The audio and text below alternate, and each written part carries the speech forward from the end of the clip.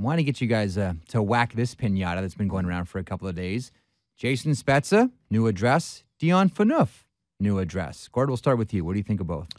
By the way, Edmonton Oil Kings might have been the first team, I think, to win Game 7 on the road in the West in a final. Something like that. Anyway, very nice. That was one of the notes, but tough to do in Portland. Boy, packed house too. Hey, the best thing is if you want to get traded, sign a no-trade contract, okay? And then then when it's going to get kicked in, like Richardson Carter found out in Philadelphia, it's like buying that car and then, the first bill comes and can I send it? So in the Dion Phaneuf case, if history repeats itself, then they should pull the trigger, because last time it happened was Thomas Caberlet had a new contract. He had till July 1st, 4-year contract, and John Ferguson would not pull the trigger on Steen and Caberlet to Edmonton for Chris Pronger. That's right. Okay, wouldn't do it. Let it go. So Caberlet got, so in this case, Dion Phaneuf now and Denny, I think there's an accession there, like your Islander team, you grow, and he was doing that. The contract was signed on those terms.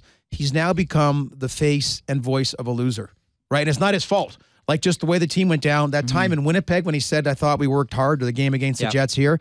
So I think that's where it's opened it up, that they said, okay, Edmonton, Calgary, I don't know, whatever teams may be, like say a Sam Gagner, because they'll have to take money back. They're not going to get a star player, but they'll probably have to take money back some way, but they have to look seriously at this, for sure. Well, in the case of Phaneuf, I just feel that, he has sort of downgraded his game. And I find that, maybe I'm wrong, but, I always take a look at the other side of what's going to come back. And where does that put your team? I don't know that the Toronto Maple Leafs want to go the direction of the Ottawa Senators. I mean, if the Ottawa Senators were to trade Jason Spezza, now you've got a possible situation of having no McCulloch, no Spezza, and no Hemsky.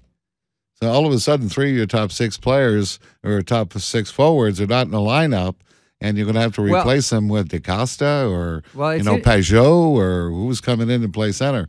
So I think you've got to take a look at what is the direction of the Toronto Maple Leafs if they do trade Phaneuf. Let's go to Spezza here for a second, because you've covered them extensively for a number of years, Danny, as we well know.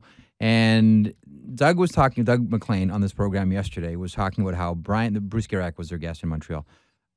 Brian Murray needs bodies. There's no point in picking up a first-round draft pick. If you're trading Jason Spezza, to your point, you say to yourself, we need someone down the middle. We need a player. We don't need a prospect. We don't need a draft pick. We need players in here ASAP.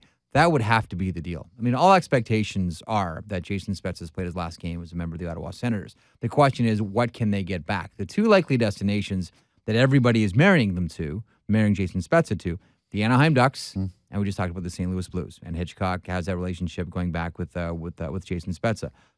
What does Ottawa need to get back in a Jason Spezza deal? You're moving your captain out.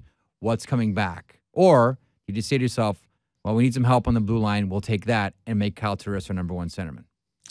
Well, some time ago, there was a guy named Olli Jokinen that was shipped out of the Florida Panthers for almost the same reasons as Spezza is leaving. And then they have this kid named Steve Weiss that was going to walk right in. Yeah. I see the similarity here, with trying to get Turris in as a number 1. He'd have to me anyway, he'd have to prove that he's number 1.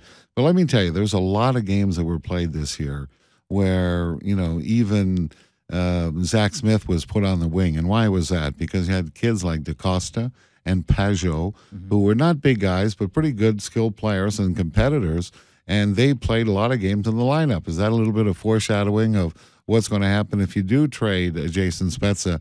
You have centermen that can play the game.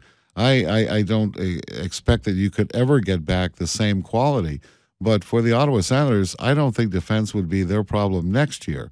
I think the sophomore year of 4 out of the 6 defensemen was brutal. But guys like Cowan and Weirkosh are all going to get better in the next year. I think they'll just get more depth, and that's about it. That's all you can expect.